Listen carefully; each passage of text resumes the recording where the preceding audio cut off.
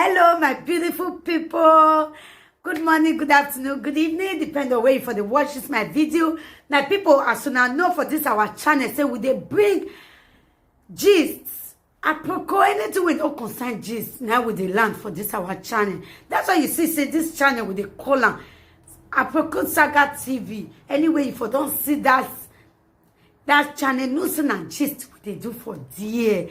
My people, I beg, make una continue to encourage this channel by subscribing. Just subscribe. It don't take anything from you. Subscribe, put on your notification bell, like and share. I will also appreciate all of you when they watch our video, when they share our video, when also they like this our video. We really do appreciate you all. Okay, guys, I go leave una make una watch this video. This is our latest gist. May I leave una make una watch am. Okay, my people, I will see you now for my next video. Bye bye. How old are you? I'll be 45. 45 years. Yes, mommy. Why you not gonna get man? Mommy, people they come my way. No one they serious. No one they serious. Ah, God forbid bad thing. No one they serious. And from today, responsible man will locate you in the name of Jesus. Evil man will never know your way to come in the mighty name of Jesus. Amen. You need the water. Amen. Majesty, you need that. So what you go do be say okay, tomorrow I'm not sure I'll do something tomorrow. I want to do cleaning. I feel come out for Facebook. But the I don't know. Okay, mommy. But if you like, I'll try records come give me with your age. How many children you get? No, I don't get it. I don't get it. Any children, I don't get husband. Nothing. Jesus Christ! No wonder when your womb they say nyam. Ah, no husband. Now you just keep yourself 45 years. Oh, now how do you take the do? Better months. But you dey use your hand. No lie to me. Make her for help you. No. Oh. No, mommy. My member they free there. Is there any of my member we free? Rima. No say no yoko. No dori external la wo. La jamais you proud. Where you there for Italy? Oh no. Devil is a liar. Devil is a liar. Amen. Jesus. How many years now you never take water? That is, mommy, I know they see boy they do, but they're not the serious say they won't settle down. Now that one be the issue. But how many months you don't take water? Now they ask. Almost 2 months and I've been getting to 3 months. Now chop and clean maths you they do. No, you don't pass that level, eh? 45 years, still they do chop and clean maths. If you can't do it to last enjoy here, not good, eh? Any 45 years, wait till they do chop and clean maths. Then who are where a man up worry, who are twin. You see they see your message. No, not true. No, say me, I'm not the lie. I must tell you the truth. Not true, they talk. Your man up don't start. No, man. Your man up never starts. No. I need to give you man today. Your own majesty. You know, so if you go hospital now, they go say majesty and slow enemy. Your own is a majesty, meaning today. This hours. I beg. Oh, you are not free. No more boko no re. No more be. Una work time ya na imuela jave Facebook, YouTube. But a woman seriously 45 years wala. No one serious. We are now the only one form of a marriage one. A Jesus Christ no me mafa. Oh, you are from where? Abo. Oh, J.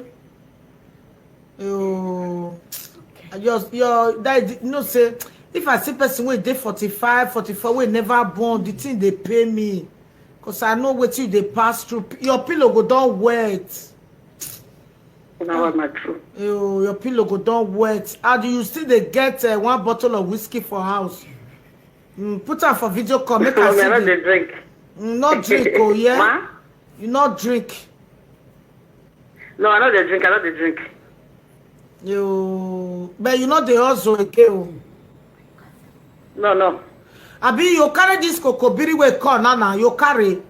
Okay, no. I know they find other tribal. They find Nigerian people. Why una call the wrong They find like this? Nigerian people. Why una call the wrong? Una don't open one. Not the same with the wrong. Not the same with the wrong. And Jimala, you know they speak English.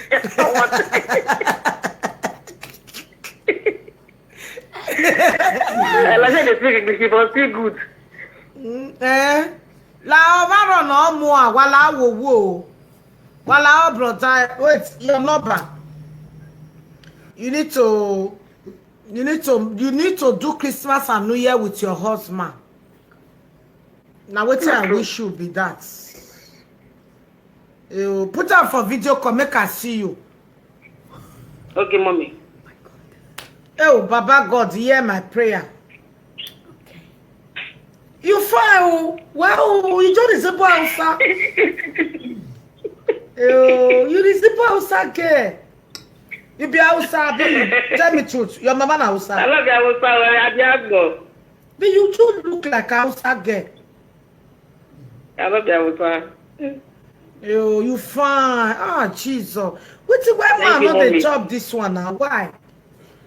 Why now? I don't know. You know, you just say you not they harsh. No. But why you not come? How many you don't friends since you call? You don't eat 10. No. How many? That is 4. Now you the pursue that been and then go just go change number. Mommy, not be saying I mean they pursue them because if you are the dead, the new that they spread sometimes some 4 years, sometimes some 3 years. You said they don't waste your time. If you reach time when they want to see your husband, they will go to Nigeria, go marry. Jesus. They don't chop you. Money you never give them money one day, child. Not lie. I give them. You don't give them 200,000. Thank you, Darish. We could donate 200,000 euro. Because me the pity for person if I get. Okay. Why you go give 200 euro to 200,000 to man? I love I don't know if love no reach ground. Oh, Baba, Jimmy, 200,000 we go reach you take better your life. You not go ever suffer again. Which work you they do? Now, before I the house, but now me they do abadanti. Oh, now when you dey also you dey get money way for road. You go just the carry they give them, and then they ask you. I mean, you they tell them say carry.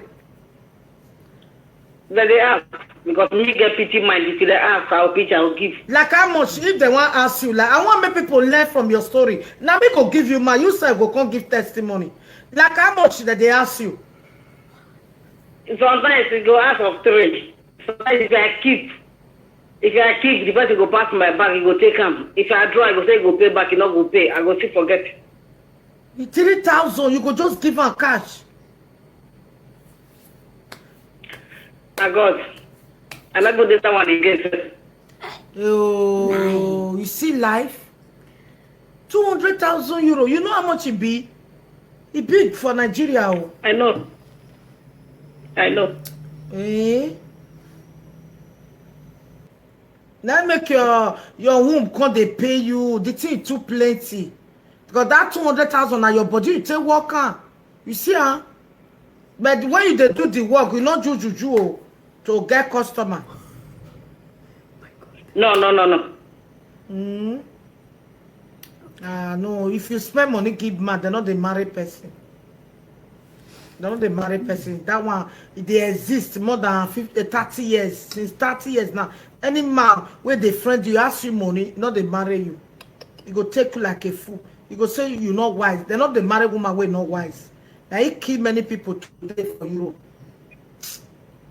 That one not true.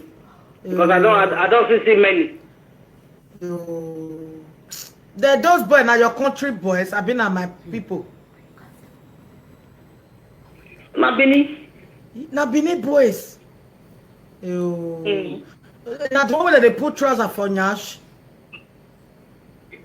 Ma? Now the one with the dress, he go leave. They go leave their chest for that. Why they carry Louis? Now you go carry. Yeah, no wonder. The one with the carry low waist. How do you throw people? How you go carry church? Church where everybody they run.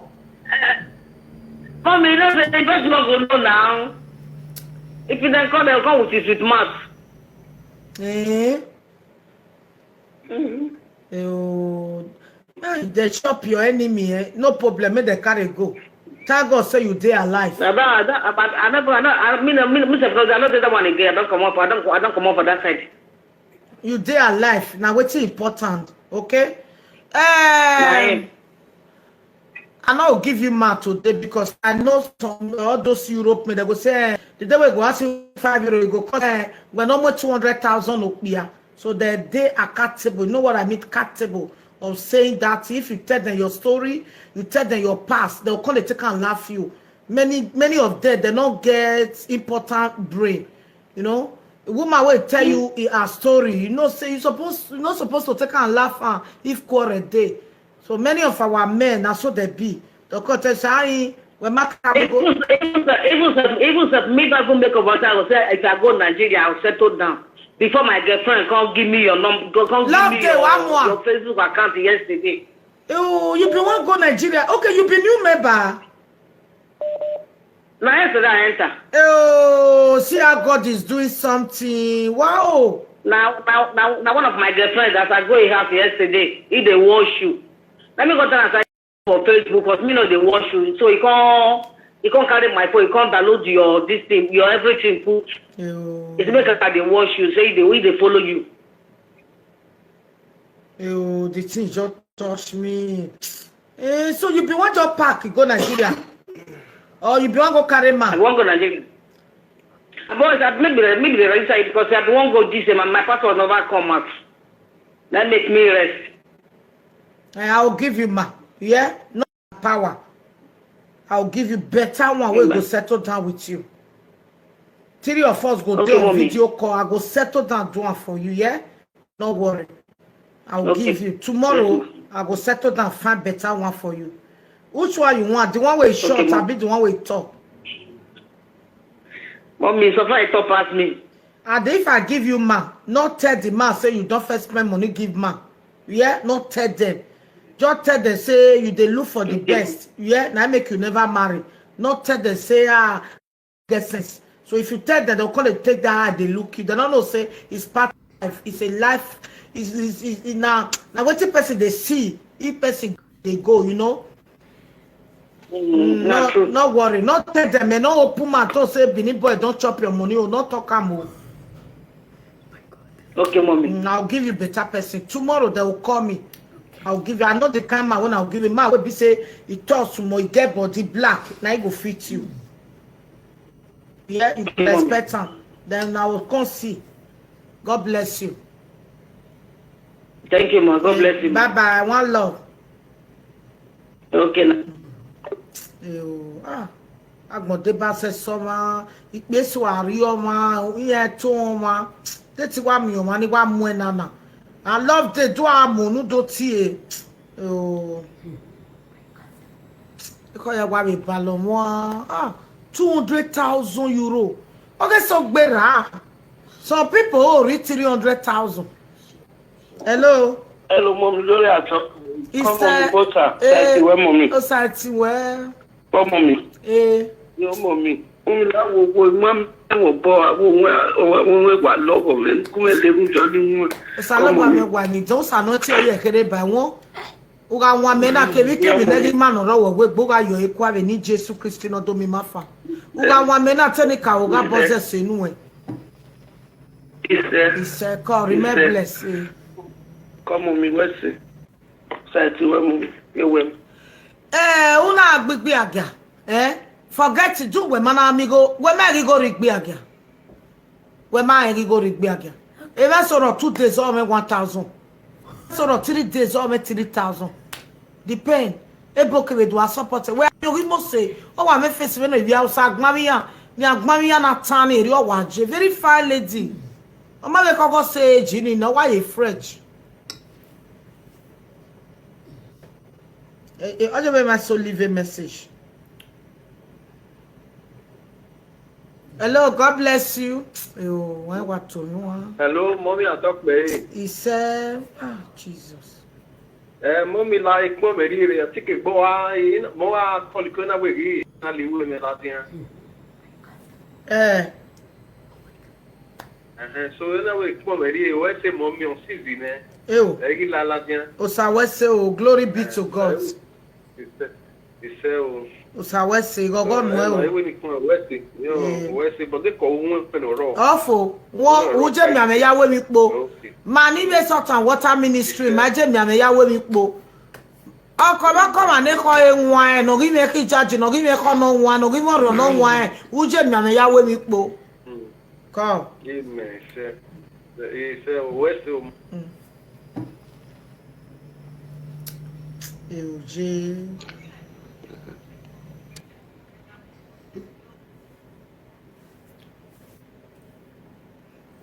Hello, God bless you. Okay. Dia moko ne dia mokbia ne na. O bia we bo yin ja o hogu kamugo no bia. O ye isole wo gbe. Dani ano 5-year-old manari ya o ya gba okan. Ya ni je mi gbo ma kan bun 7 we bu na.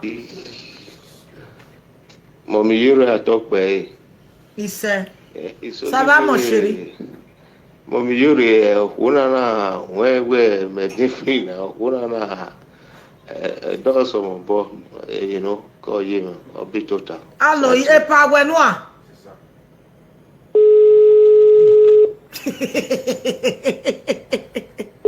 Et pas ouais noir. Hello, you are talk by. C'est il est pas. Et pas Eric Bibi agia, normal job ou. Yeah, only a problem now. Et pas number 2, Italy beje where Spain. Wo ya kere rio. Yeah, Italy women can no, yeah, because of accident we and me na mu boy travel here in Italy. You understand? Also, me na me ask you where we na why go ata. But e pa ya gba o kan won ri bosi ma be webu wa tenwa. When we having winani, he go down in no say no the car winning na you moto across all those things. So it's only women very lucky for that, so you understand, you know. You understand? Because no how we are born here, we are born we are we me like any abi many abi when me kaliki me go self wo good self now we are born no and me like yan ka boy. Because normal job o we yen ri bon won water but we normal job yen ri u gbigbe agapa. Yeah, only problem na even me ko we travel we at well from there we are me I will tell the ba dagan we ya ha we mi po na because we po so to no ka ken wa va gba we mi po kukugbe. Ije mi ati we wa ko no na real life video na go your ten wa da we you know. Ekwe mu we. Mere no baga no wa wo ekwa baba na. Sisi we no pa. Okay, but ben. Sisi pa wa no e pa no respect. E pa fit e bete pa wa ya gbe okan. Salobo me okan ayi no be gani. Nine. Awon pa ya gbe okan. No na e pa na pa wa ma be no be ile no ba na. Ile no ba no ye because ateme ma ya gbo ma kan. Ka we experience e ni ya ma. A normal job or you go give it pa or here could be high necessary. Now if I go see the spend give her no money again.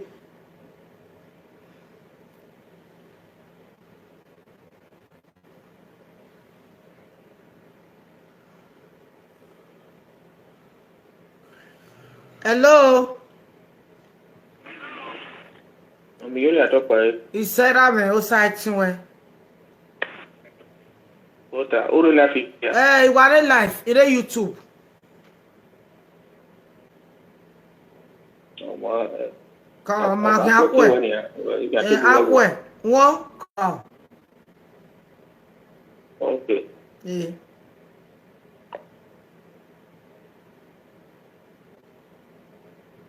Yo, one stand up what to me. Why what to me? Ay, salubala. Oh, you know, it been 40 years in never ban or equal dog. Hello, my sister. I don't give one of my pa number. It there for and I'm a real member. You know, maltreat you. Okay. So the man will call you now. Okay, mommy. Thank you, ma. Wait, may I confess 3 of us? Wait. Make I send the man number give you. May you put 3 of us for life. Yeah? Okay. Yeah. Aproko can water. No one vow my dear words. You might only any excuse so that a video na yen save. You will not say any name with law not your way.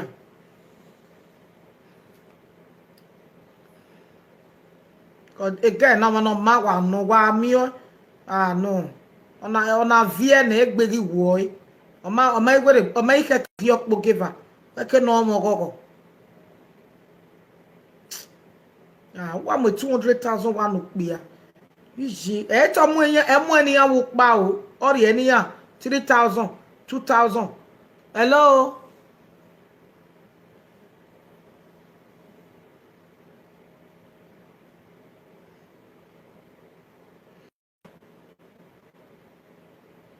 Opatebeti ban we wa la were gbe.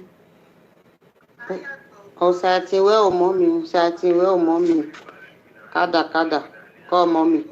Mommy won la wo ye kokobiri ni No do seti ivate we very game gume. Do seti. Una mare o seti. Mama do washing me uga mare o seti. Nuru de ju ebo we maro ye kokobiri no make. Hello mama. Hello.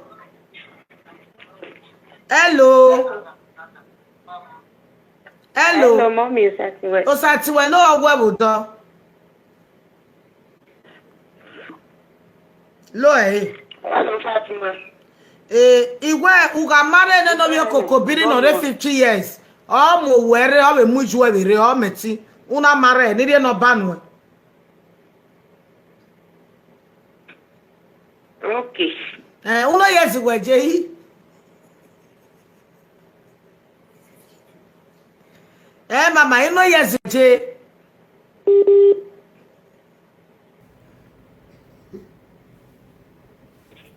Hello? 38. 38 years. Hello. Wa meti maro ye kokobiri no 50 years. E di man 50 years oje o. Wa meti mare. Okay. Ni kare ni station re. E station ge wa ma. Ni memo ye ba call now. I have a video call ni my abeg gbe. Okay. We ka bi enecha. Okay o we won na bugwa. Mujane ni memo ye bai.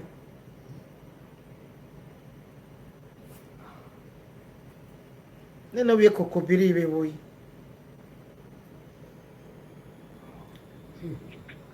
We're 38 years, we kokobiri 50 years. When we matter, time away.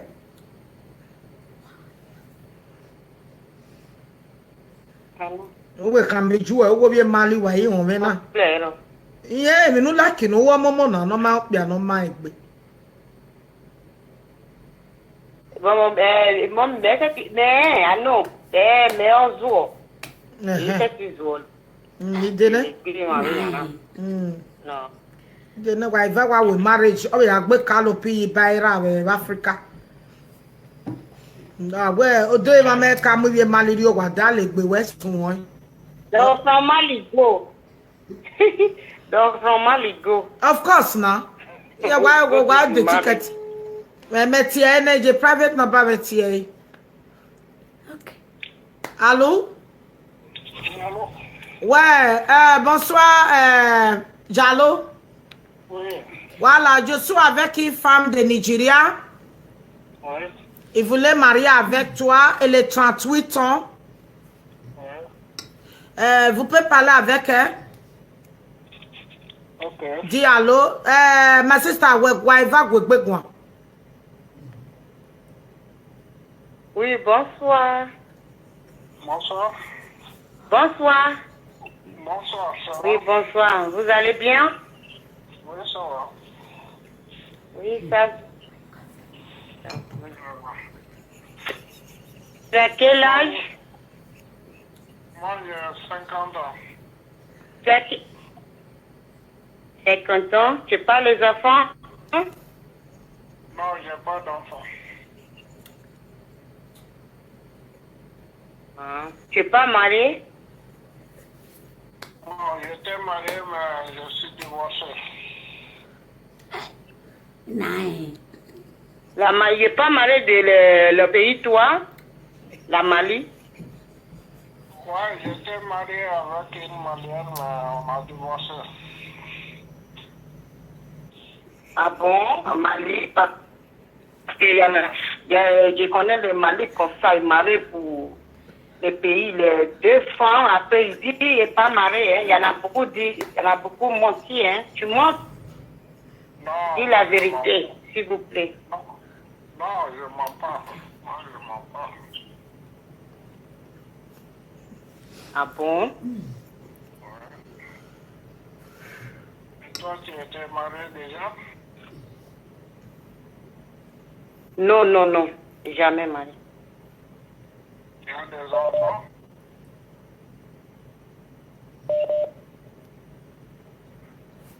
Tu travailles? Bon, je travaille de temps en temps, c'est pas tous les jours.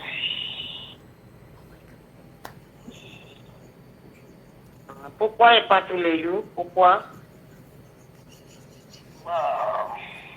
Des fois je trouve, des fois je trouve pas. Ah bon? Pourquoi? Il y en a beaucoup de travailleurs à France, hein? Ouais, il y a beaucoup de travail, mais des fois on trouve, des fois on ne trouve pas. Hein? Je dis des fois on trouve travail, des Ah fois bon? on trouve Tu pas. sais, tu trouves pas?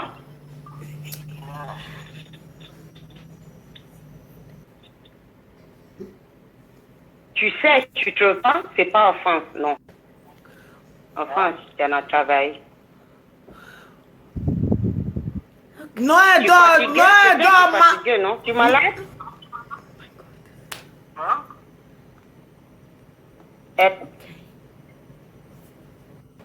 Allô? Allô? Oui.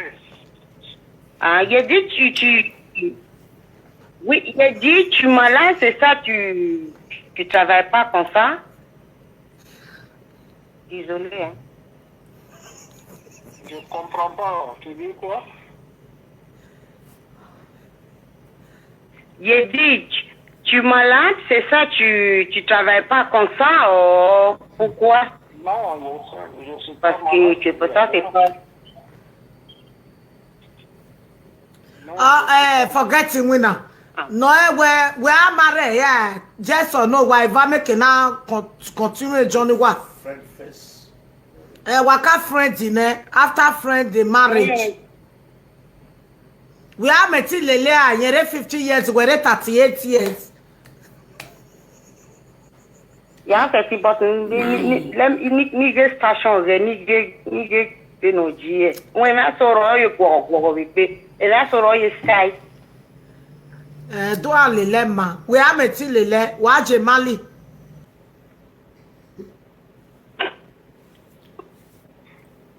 Oya we guye guana we gwe. O ma wa iva guan phone mi ari no baga nu we agun odan le yo. Mais il n'a pas gagné ouais video call. Ben 50 years. Mommy, where you not about any? Il me tamu we na. 50 years old je. Hein? Ni kaka bon nota. 50 years old, je, wa kwa rogwe mo mjore do mu we ne dioma. Poblero. Amana magumere no bi yemi asan de gwe. O flash e oti ewe. Ore WhatsApp. Oh, okay. We ka mai wo ati e gwegwan. Okay. Oh. We gwe egwan. Allô? Allô? Ok. Allô? Allô? Oui, allô? Oui. Je vais appeler toi, d'accord? Je te rappelle. Dis, je te rappelle toi. Nine. Hello. Mommy Jore. Gemera me o site we. Oye, ma. Iyo o wa to. Mama, online oja. Wa on the YouTube. Okay, okay. Mana, akwe na ya call you no. Bye bye. Okay, bye bye.